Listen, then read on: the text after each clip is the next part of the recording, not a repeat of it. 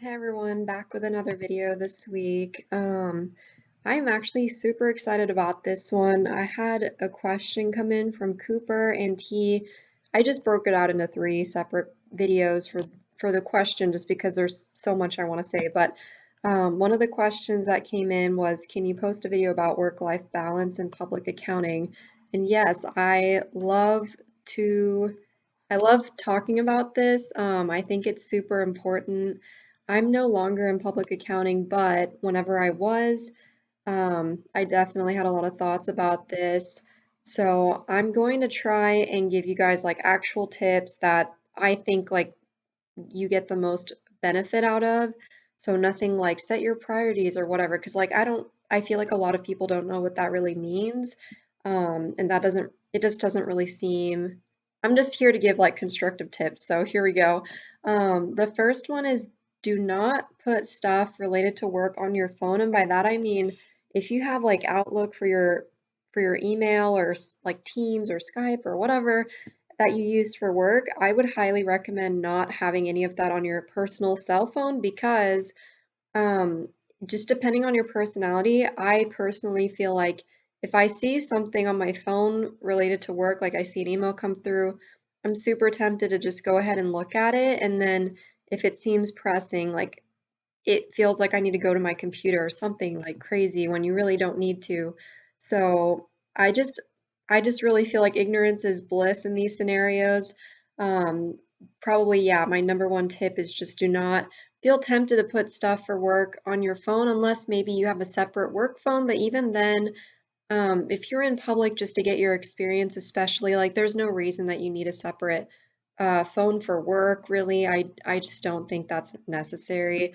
Even if you're in public for the long haul, I mean, I kind of feel like if you are, then maybe it isn't that great to have it on your phone anyways, because like you want it to be you want to like achieve longevity with your public accounting career, and I feel like it's much easier to get burned out just seeing that stuff all the time, even on the weekends and after work. So that's my number one.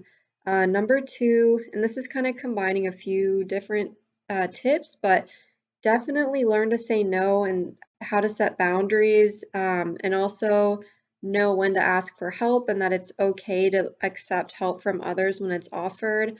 So I will kind of get into that specifically. So, I feel like I am the type of person who came from a place of wanting to people please when I first started in public accounting, and people, I guess the secret that you learn along the way is that if you do not learn how to say no, it doesn't matter like how good of an employee you are, people take advantage of you. And I'm not saying I was like the best or anything. Like I was, there that is not even relevant. I was probably like somewhere in the middle or something, but I'm saying there were people who were like, very high performing where I was at, and that didn't seem to matter. Like you'd think that you wouldn't want those employees to get burned out, but it's almost like if you are a higher performer, like that can get taken advantage of, which is pretty messed up, I think. Feel like you shouldn't get punished for good work, but yeah, if you don't learn to say no, it can happen sadly. And so with that, just if you really feel like things are getting too much and just your plate is just stacking up with work that you know that you can't complete in the time that's expected of you, just simply, set that boundary and be on. It's better to be honest and say, no, I don't think I can do this. Is there somebody else that could take it off my plate or something like that? Just in whatever scenario that you're in. But so that's kind of my learn to say no advice. And then knowing when to ask for help. Like if you feel like you're getting overwhelmed and no isn't an option, then at least see if you can reach out to like your resource manager or something and see if there's something that they can do to help you out in terms of splitting up the workload or something like that, or your hours or whatever.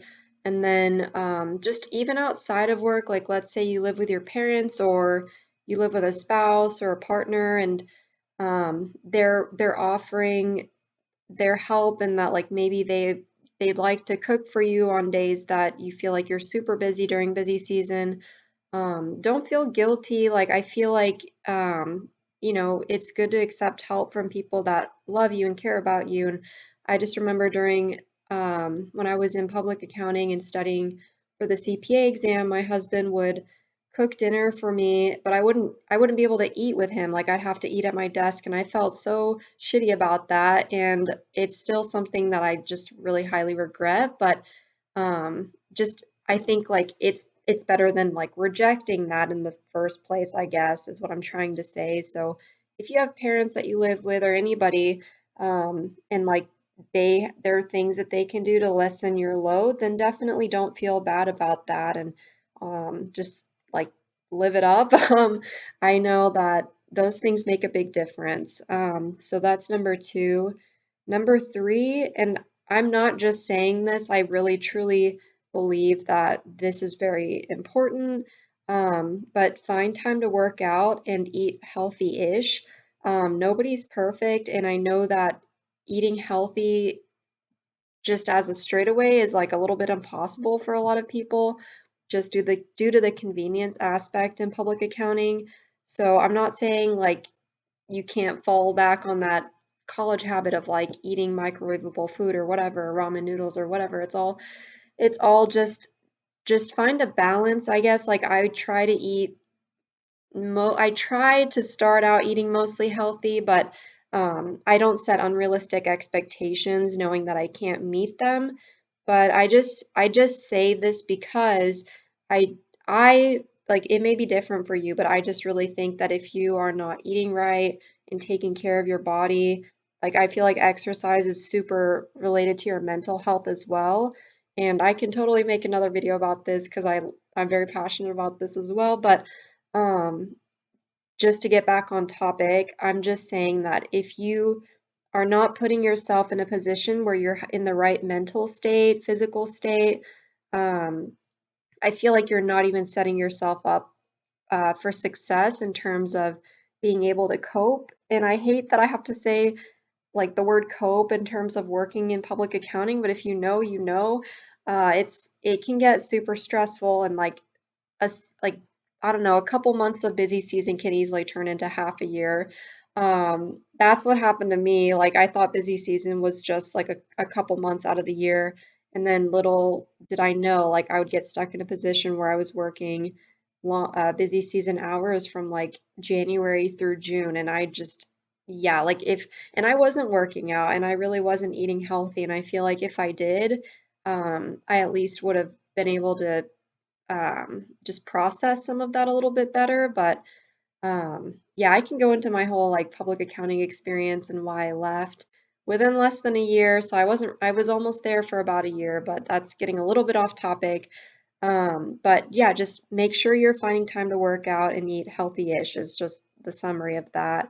Um, and even like workout expectations, like don't make them like 7 days a week or anything crazy. I would say like exercise can even just be going for a walk around the neighborhood or something. Just do what you love to do that gets you out of your head a little bit and just see that as like a meditative opportunity, basically, just to clear your mind. Next, so number four, be sure that you take your time off. And I know that different firms have different time off policies, obviously. The company that I was at had a flexible time off policy. I will be super honest, I did not like the flexible time off policy because I was forced to, so flexible time off is supposed to be like you can take time off whenever you feel that you need to. I feel like that's very misleading. At the company that I worked for, you had to schedule your time off for the entire year out in advance, like from whenever we got that opportunity that the request, I guess, became open to us.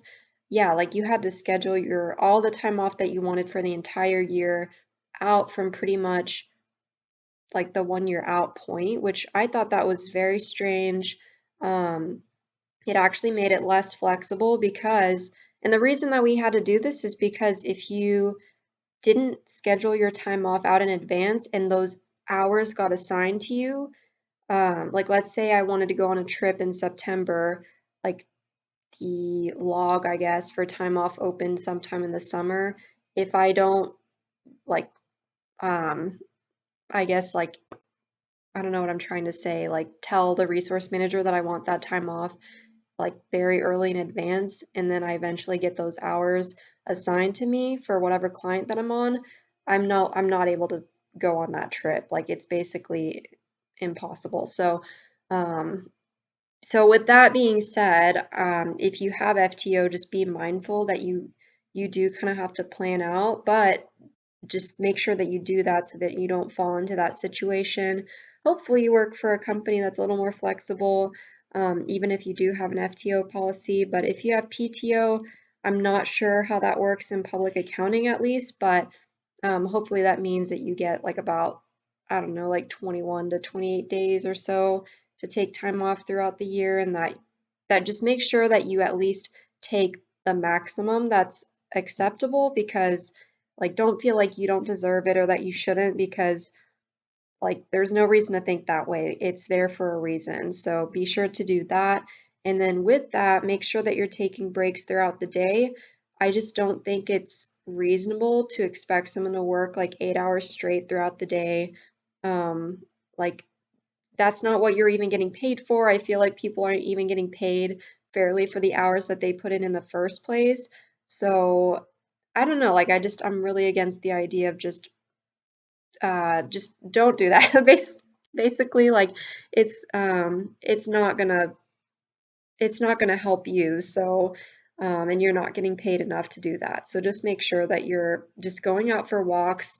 I don't know, like 3 to 4 times a day if you work from home. If you work in an office, just I don't know if there's like somewhere that you can go during lunch or somewhere that you can go just to take a break, just do that because like I was never able to study 8 hours a day in college, so I don't know.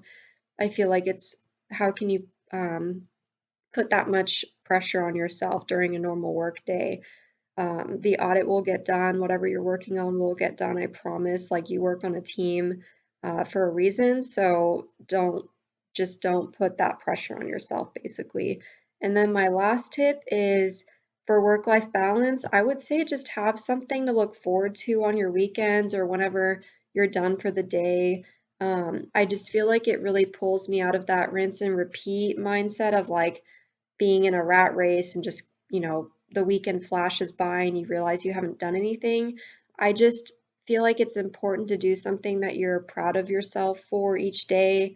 I know it sounds like a little bit cheesy, but um, like, if you have a typical work week and you go to the gym for one of those days, like that's something that I would be really proud of myself for doing. Or it doesn't even have to be going to the gym, just like taking your dogs out on a walk or something. And then on the weekend, just make sure you're doing stuff that makes you happy. Um, so, if you enjoy reading, like go see if there's a good book at the library that you'd like to read, or a movie or something, or maybe not just sleeping all weekend, because I feel like as much as we joke about how we use our weekends just to recuperate and just sleep the whole time, it can get, I feel like that is, as someone with depression, I feel like that does fall into that cycle a little bit of like joking about having a mental illness and like you just you don't want the weekend to flash by and all you've done is sleep. So just find a way to like go to a park or do something. I'm just trying to think of random things that people enjoy doing. If you're a guy, maybe video games or exercise or something, or knitting. Like I know knitting is getting super popular over the pandemic, or crocheting or whatever, all of that, and more. So if there's something that you enjoy to do, just make sure that you find that time. So that is all. Those are my 5 tips. I really appreciate the question. I did split it out into 2 additional videos where the second one would be when it is best to leave public accounting, which I can definitely talk to that, speak to that, I guess is what I meant to say. And then what kind of jobs that you're qualified for based on your public accounting position. So hopefully I can put those out pretty soon. But yeah, as always, thank you for listening. Bye.